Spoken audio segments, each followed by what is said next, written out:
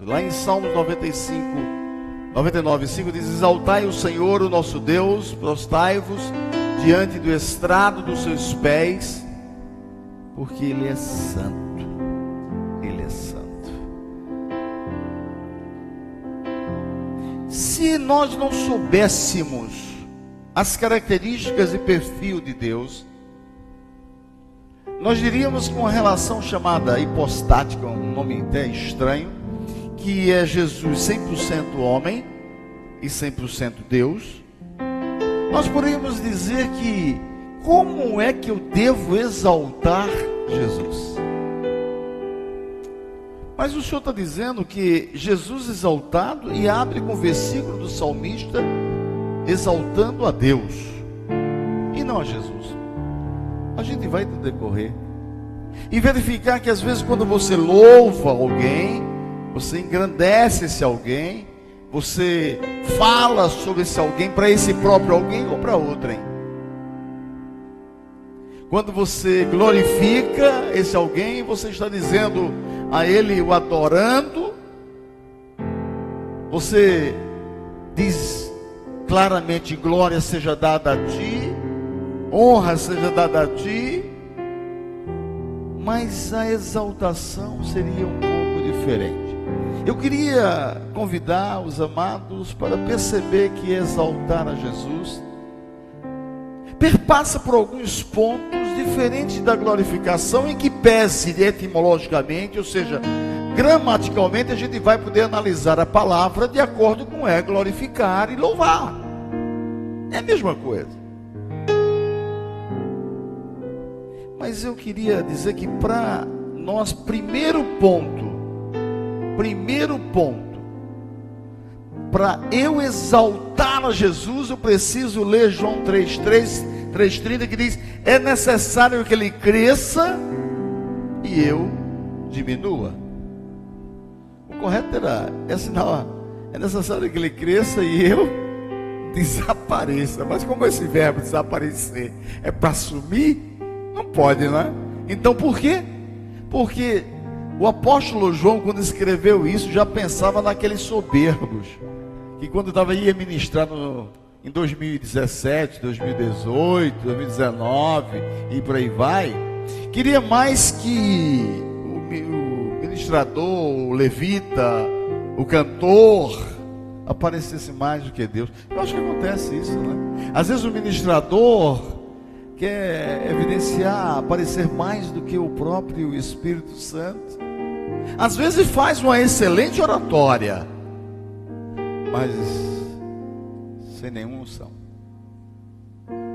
E o gostoso é quando você termina a ministração e você acha que não falou nada com nada, não teve raciocínio daquilo que foi ministrado, preparado. Você passou a noite anterior, o dia todinho orando, organizando, e você sai dali vazio. Opa, ótimo. Porque vai ter uma pessoa que vai dizer assim: recebi da parte de Deus quando daquela ministração. Por quê?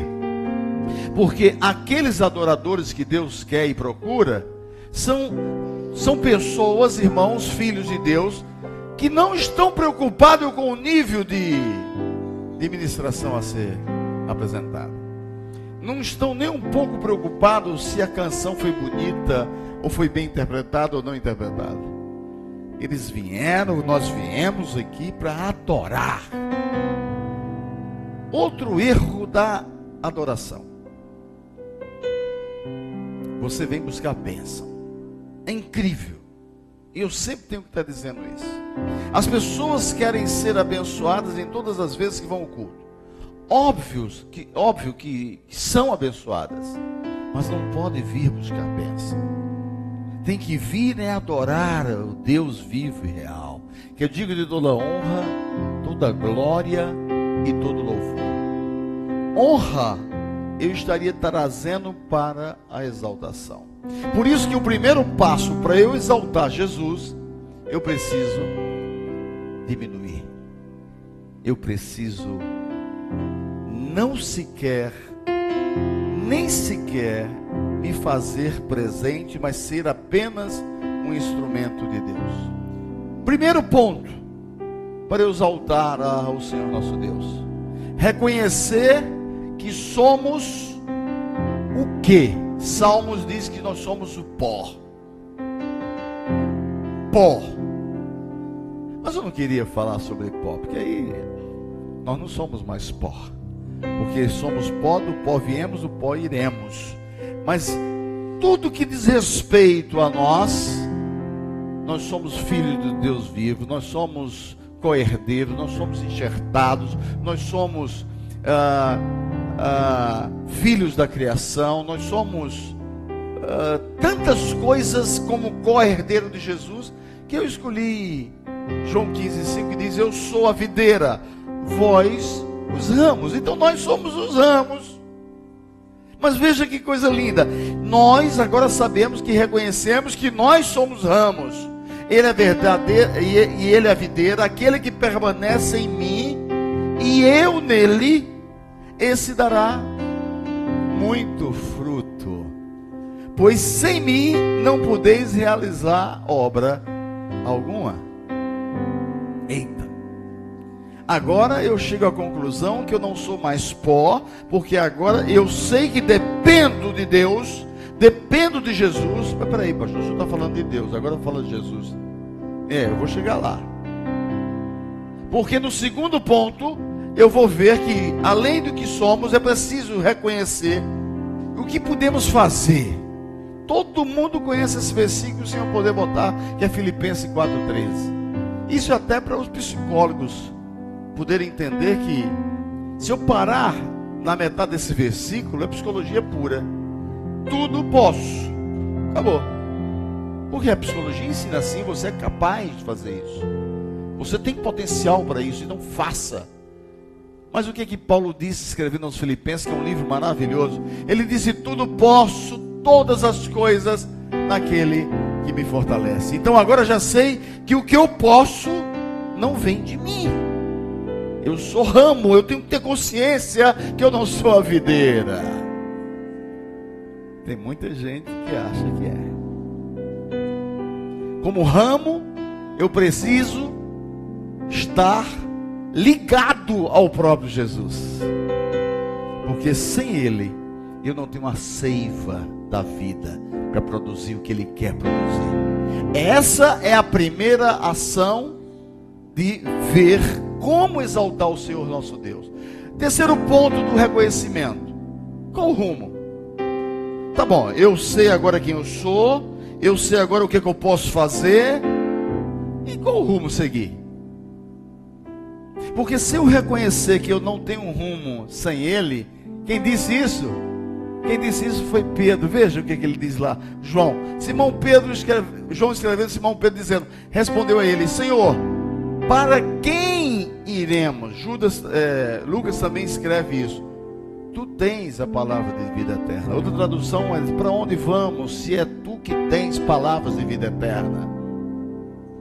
Então agora eu já sei que eu tenho que reconhecer o que sou, o que eu posso fazer e qual rumo a seguir. Opa, então já estou no caminho. Tem um ditado popular que diz: quando você não sabe o seu destino, a sua meta, qualquer caminho serve. Isso é péssimo. Qualquer caminho serve. Finalmente, para reconhecer como ponto básico e fundamental para exaltar a Jesus, eu preciso saber quem Ele é. Eu agora sei quem sou, eu agora sei o que posso, eu sei para onde vou, e agora eu quero saber quem é Ele, porque se Ele é a videira, já foi dito, se Ele me supre, se Ele tem palavra de vida eterna, e que eu sou pó e com Ele eu sou co-herdeiro, agora eu tenho que saber. E lá em 1 João 5,20 diz: sabemos também que já veio o Filho de Deus e nos deu entendimento. Meus amados, esse versículo, se eu parar aqui, para mim seria suficiente para terminar a ministração. Veja o que que João diz: sabemos também que já veio o Filho do Homem. Então ele já tem consciência de que o Filho de Deus veio, que é o Cristo, onde todo mundo estava à espera. Hebreus foi escrita para os judeus. Os judeus não quis Jesus, recusou Jesus. E mesmo Paulo escreveu, alguns dizem que é Paulo que escreveu, outros dizem que é uma coletânea de autores, outros dizem que foi baseado numa mensagem lendo a própria Torá. Enfim, os judeus não quiseram, mas o que Paulo continua? O que João continua? E nos deu entendimento para conhecermos aquele que é verdadeiro. Opa, eu já sei que ele é filho de Deus, eu sei agora que ele é verdadeiro, e nós estamos naquele que é verdadeiro. Opa, somos ramos, estamos na videira. Isto é, em seu Filho, Jesus Cristo. Então agora já sei que ele é filho do Deus vivo.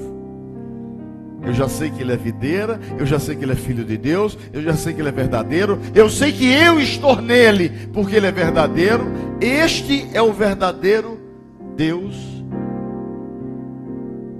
e a vida eterna. Olha que conclusão linda.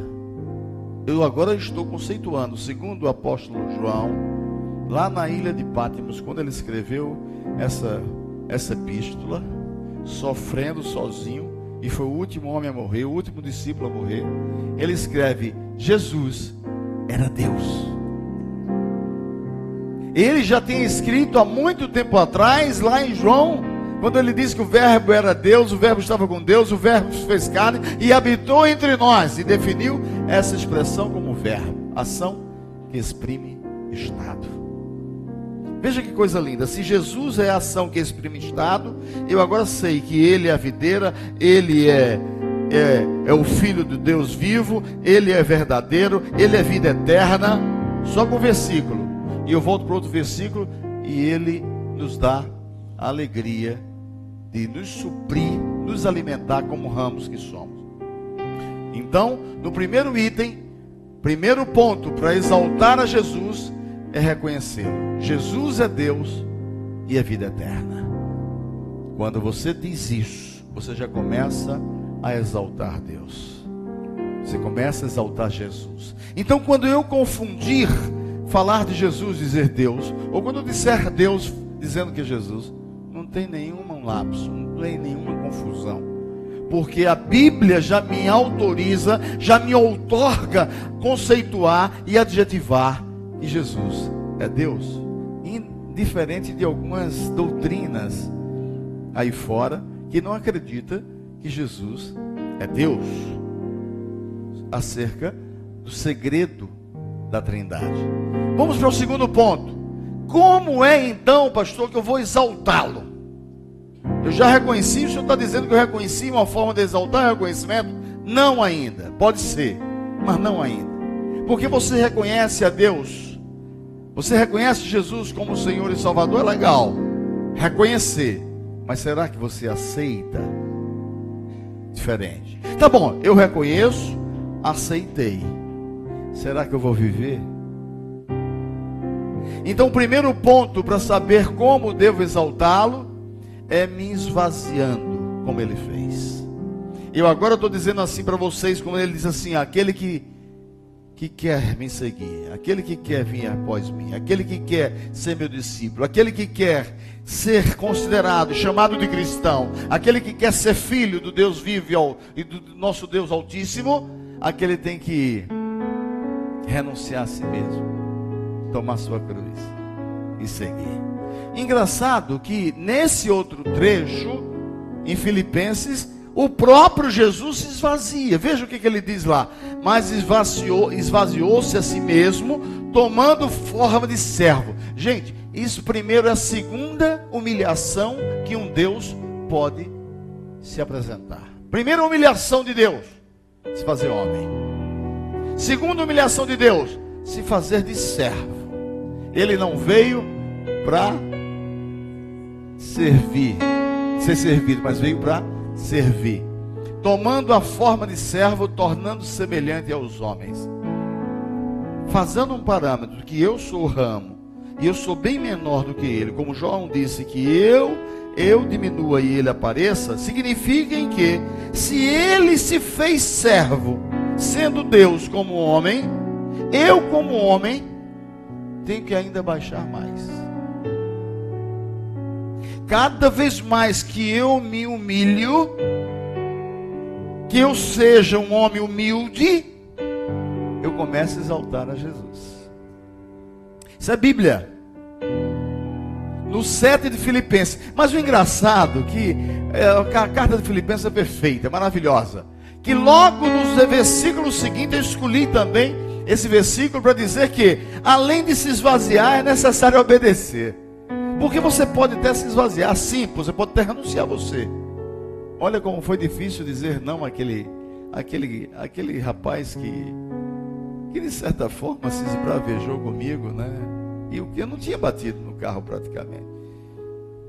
Mas as relações na sociedade, principalmente no trânsito, é tão cheia de ira, de rancor, de ódio, de injustiça, que ele já entrou para falar comigo daquela forma, conforme eu tinha explicado a vocês.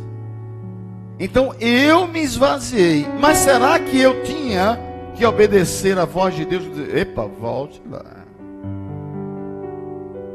cumprimente ele, dê seu cartão? A vontade não era de fazer nada disso. Me esvaziei e obedeci a voz do Senhor, assim como ele fez.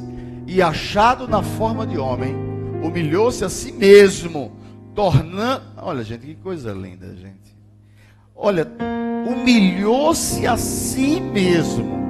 Ele já era um homem humilhado, porque os homens humilharam ele.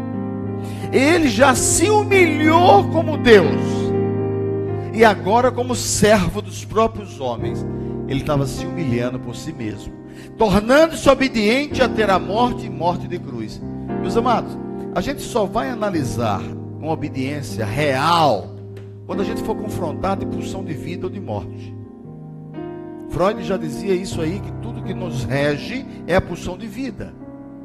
Só que ele dava um entendimento da sexualidade, que tudo, a sexualidade é que movia o movimento do homem.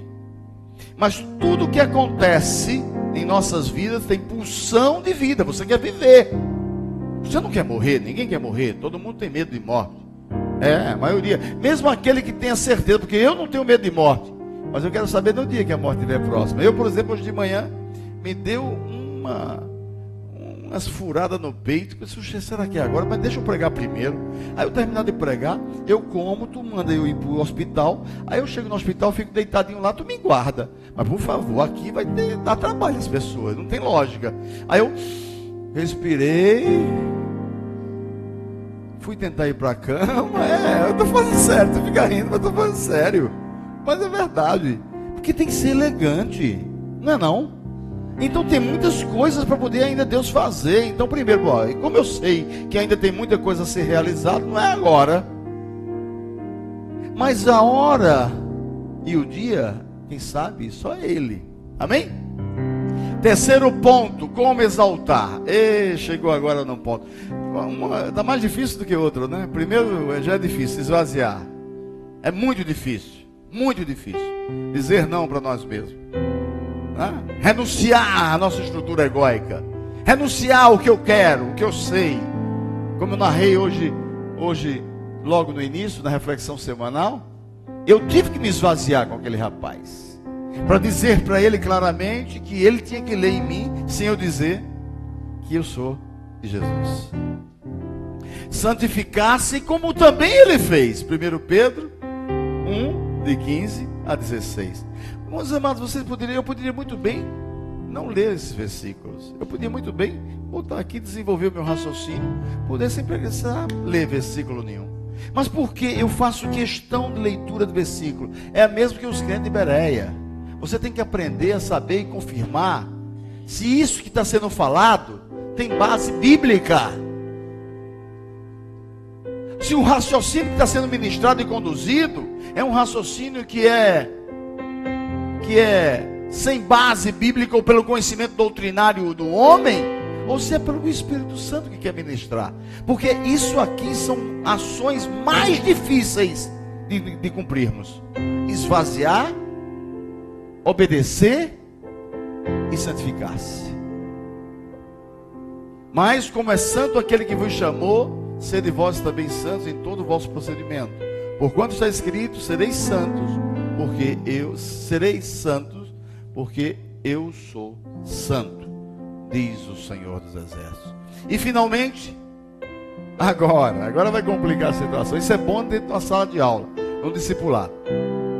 Aperfeiçoar-se nele. Ou seja, o que Jesus quer? Jesus quer que sejamos perfeitos. Está aqui, está escrito aí. Embora que foi eu que escrevi, né? Mas...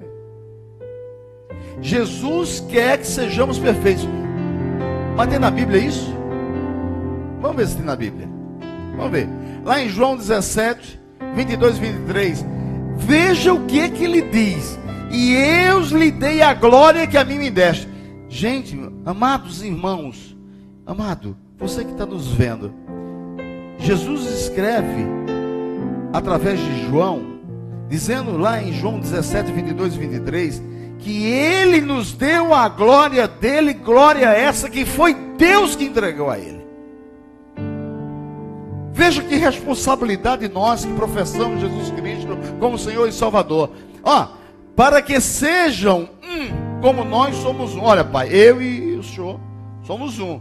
E agora eu estou passando a glória que tu me deste para Carlos Mendes, para César Santos, para Maria Cláudia, para Deia, para Nelson, para Ana Carolina, para cada um de vocês, para cada um de nós.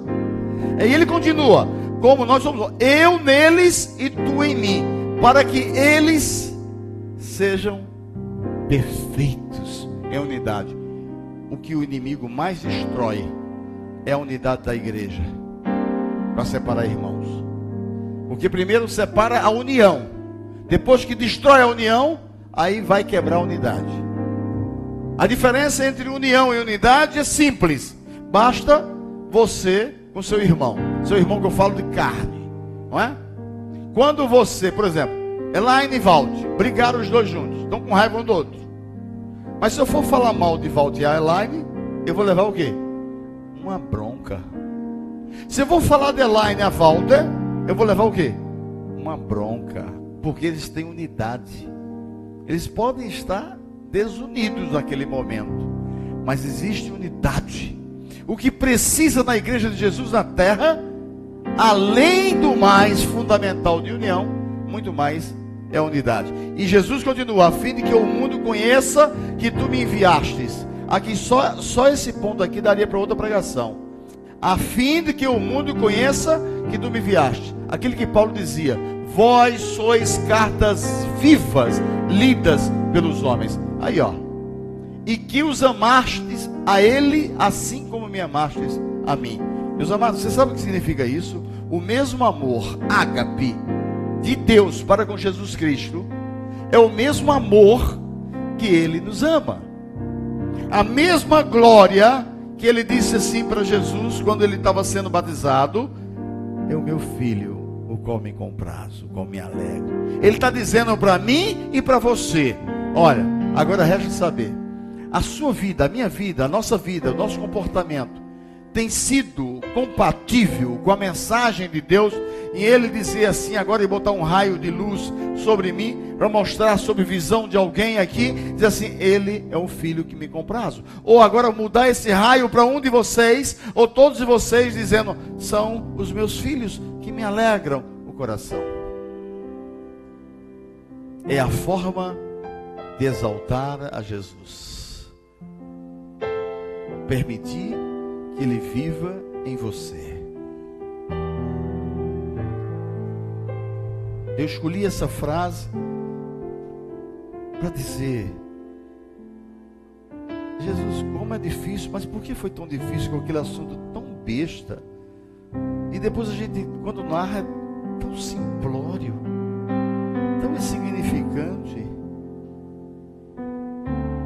Tem um irmão na cidade de Garanhuns, que alguns outros irmãos aqui conhecem, um pastor, que chegou lá e foi cuspido no rosto. Cuspiram no rosto dele. Cuspiram no rosto dele. Não deu um ano. Esse cidadão que cuspiu estava com câncer na língua. Câncer na língua. Isso eu posso dizer que ele já falou do pastor Severino Ramos. Ele nunca pediu para Deus botar um câncer na língua desse sujeito. Quantas vezes as pessoas humilharam Jesus, cuspiram em Jesus? E quantas vezes Satanás nos persegue? Não é lá não, é aqui, a cada um de nós, para que a gente não exalte a Jesus, impedindo que Ele viva em nós, porque Paulo diz já não sou eu mais quem vive, Cristo vive em mim. Será que a gente tem condições de dizer isso, meus amados? Aqui já seria suficiente para terminar essa ministração. Mas quando eu fui fechar, o Espírito Santo diz assim: fala mais um pouquinho. Fala da forma como exaltá-la ainda mais. A forma de continuar. Então, como exaltar e como ter essa vida plena em Jesus? Oferta espontânea do meu eu. Eu quero me entregar. Isso é de forma espontânea, meus amados. Não é de forma coercitiva, que você vem porque seu pai e sua mãe vêm. Você vem porque seu filho e sua filha vêm. Você vem porque sua mulher vem, porque o seu marido vem. Você vem porque é necessário eu investir no conhecimento dos meus filhos. Não. De forma espontânea.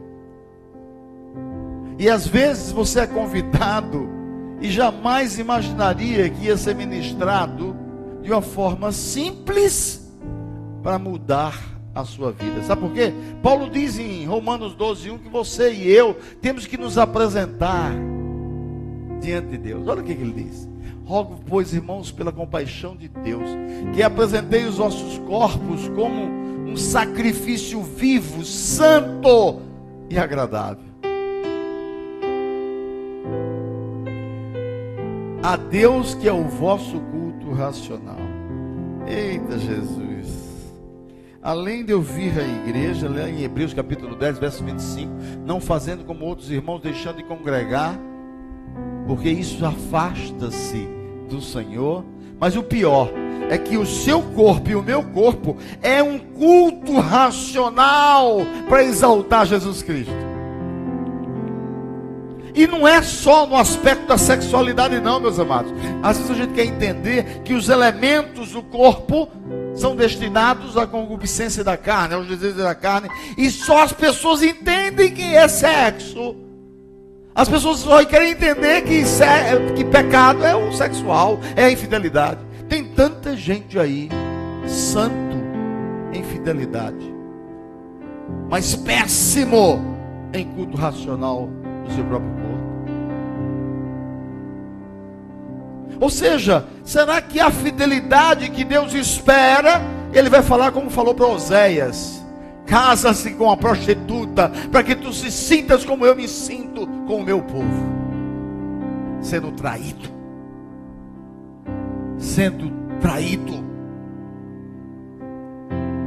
Segundo ponto de vida plena com Jesus: ter integridade do ser. Ei, Jesus, agora a gente vai falar de ética, moral, seriedade.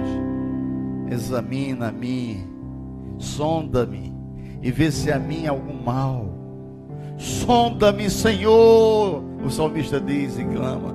E eu tive que colocar todo o versículo, porque eu queria deixar só o primeiro, mas é muito grande. Não, na ministração você não pode ler versículo grande assim não, ué.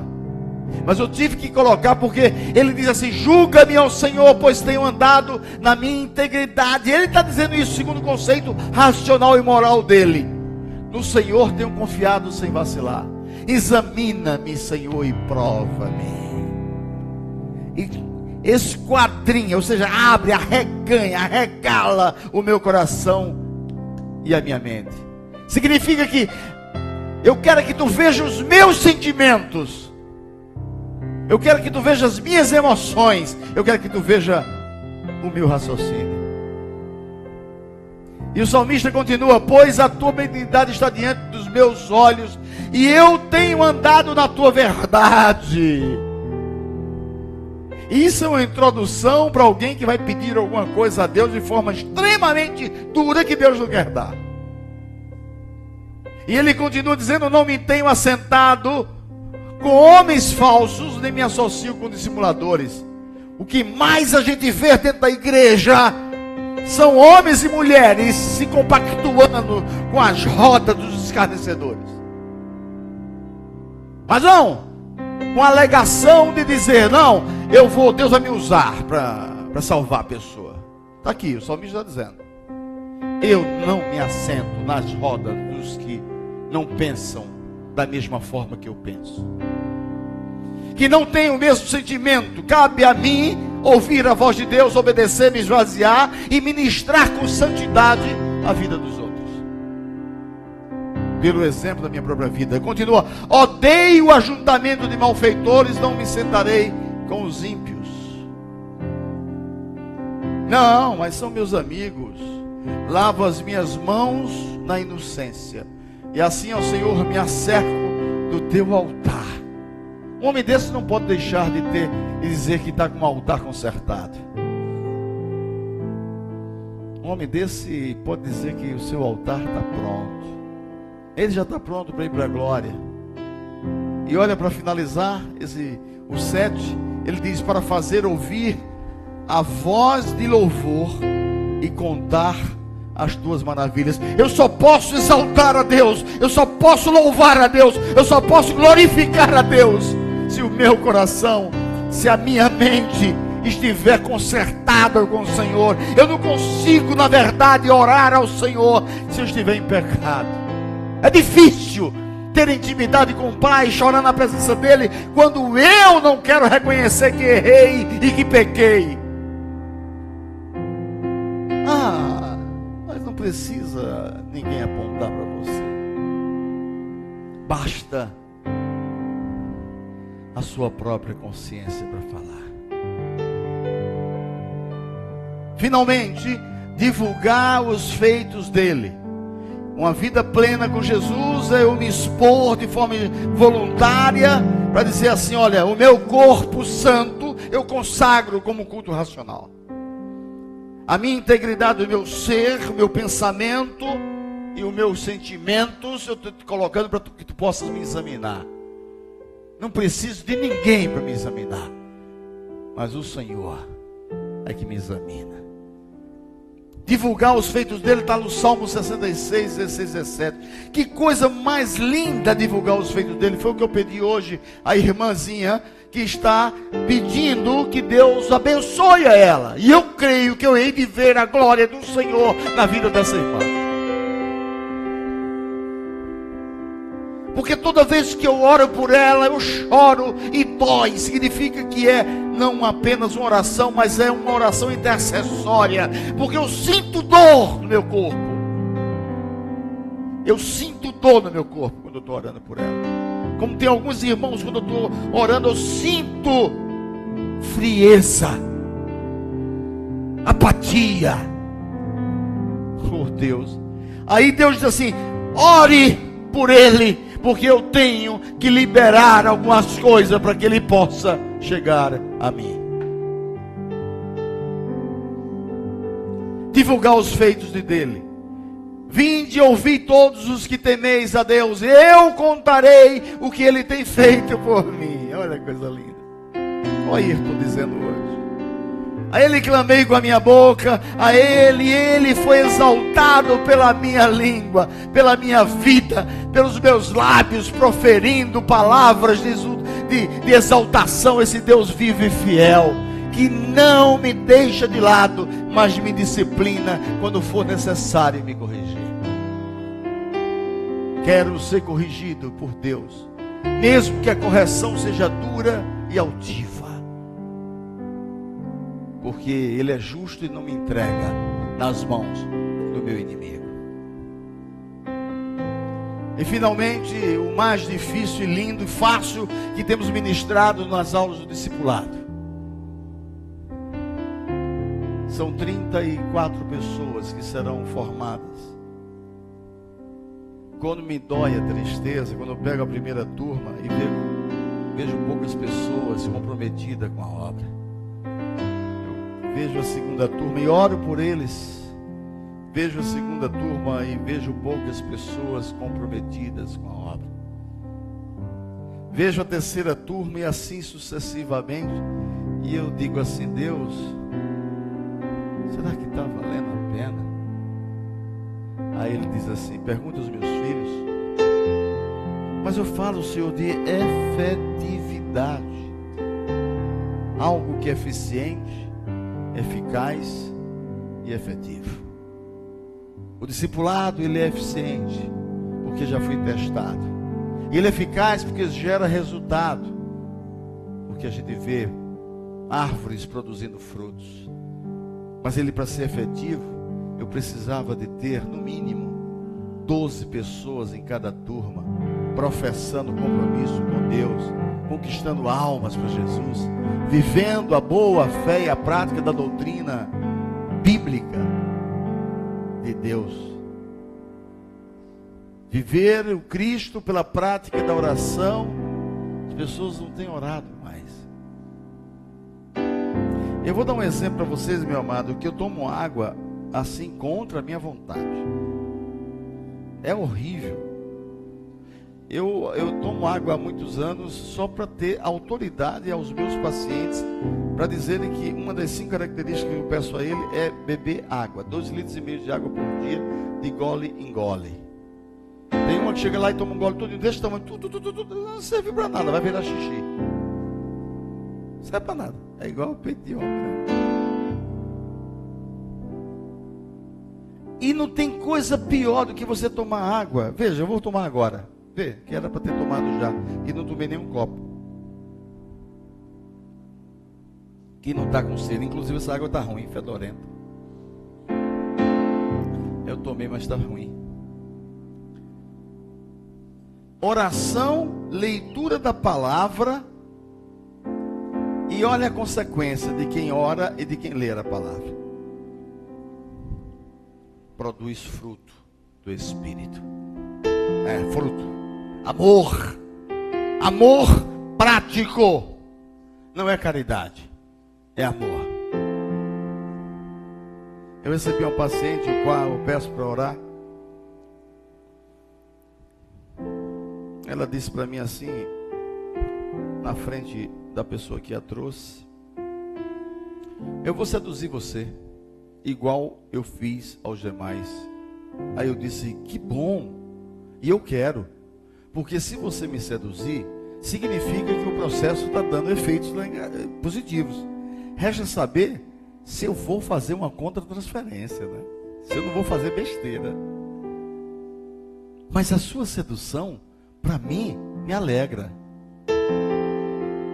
E ele disse, ela disse, mas eu não gostei do último. Por quê? Porque ele mandou ler a Bíblia. E ele me mostrou que o que eu estava dizendo para ele estava errado. E ele mandou, nunca mais voltei lá. O senhor tem religião? Eu disse, eu? Eu não. Eu não. O senhor não tem religião? Não. Eu tenho Jesus. Agora, religião não tem. Ele olhou assim para mim. Eu gostei da sua resposta. Olha, eu sou um caso de estudo, viu? Desafios é bom quando a pessoa quer ser trabalhada, quando alguém quer mudar. Depois de muitas conversas, eu mostrei diversas contradições dela, com medo da morte e tentando suicídio.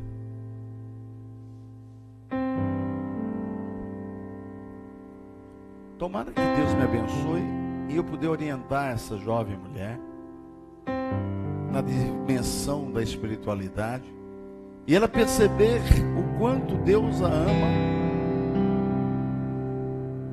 Eu não vou entrar em detalhes aqui, mas é tão forte a história dessa paciente que eu preciso demais que vocês orem. É tão forte, tão forte. Deixa eu medir o que eu vou dizer. Não vou dizer não. Eu vou depois levar uma bronca de Elaine. Quer dizer, abrir a caixinha da curiosidade.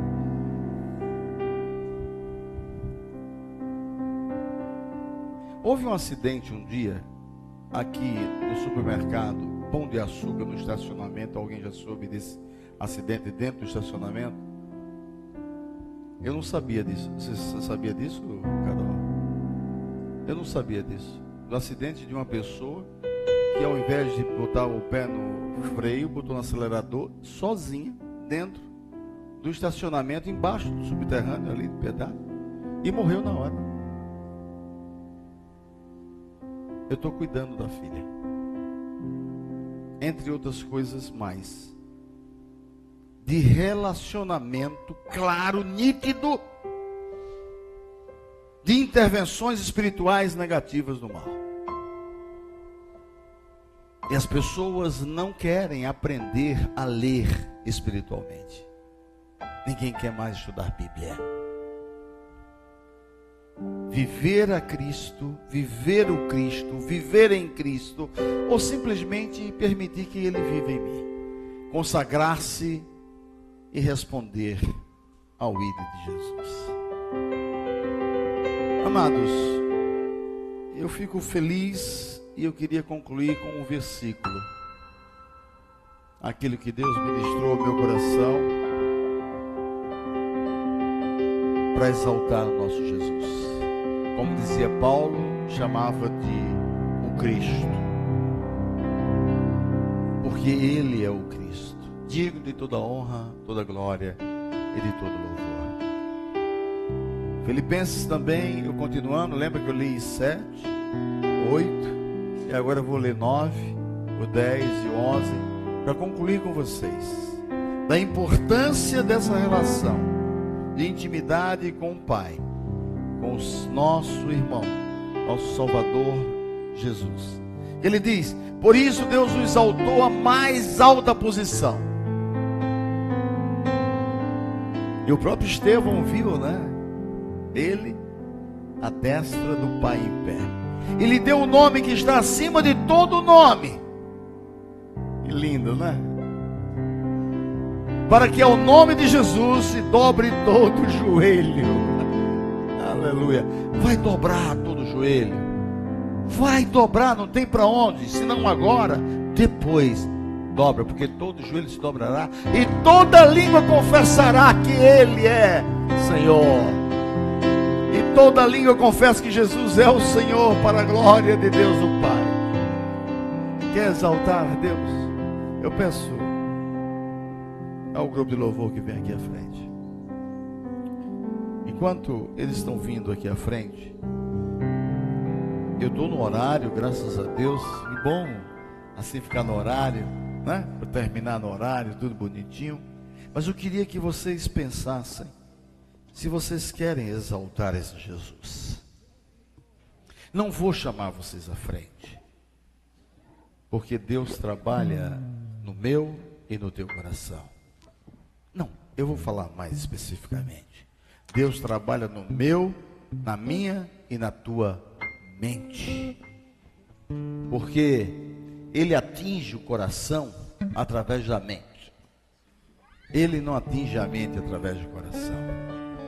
Deus, Ele respeita. Por isso que lá em Apocalipse 3:20 diz: eis que estou à porta e bato.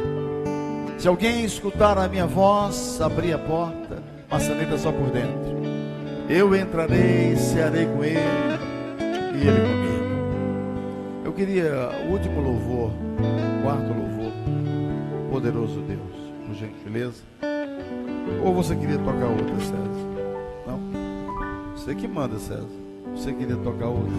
Vocês queriam cantar outra? Não? Mas é porque eu pensei que vocês queriam cantar a único. Aí eu, não? Tudo bem? Mas vocês querem, eu posso mudar. Eu queria que vocês fizessem, você que está nos escutando em casa também, você reanalisasse, fizesse um exame de consciência com você mesmo. Como é que está a sua vida? Você tem uma vida que tem exaltado a Deus? Você tem se esvaziado? Você tem obedecido a voz do Senhor? Você tem santificado os seus lábios, os seus olhos, os seus ouvidos? Essa semana o discipulado está em jejum. Todo discipulado está em jejum. Alguns com jejum espiritual e outros com jejum com uma única finalidade: ter a experiência de ter mais intimidade com o próprio Mestre. Qual o jejum que você está tendo? Aliás, faz muito tempo que você não entra em jejum. Você não tem se debruçado nos braços do Espírito de Deus? Jesus se esvaziou, se fez de servo, pela obediência, se santificou, porque nunca pecou, e se entregou. Faça esse exame e vamos cantar com o grupo de louvor.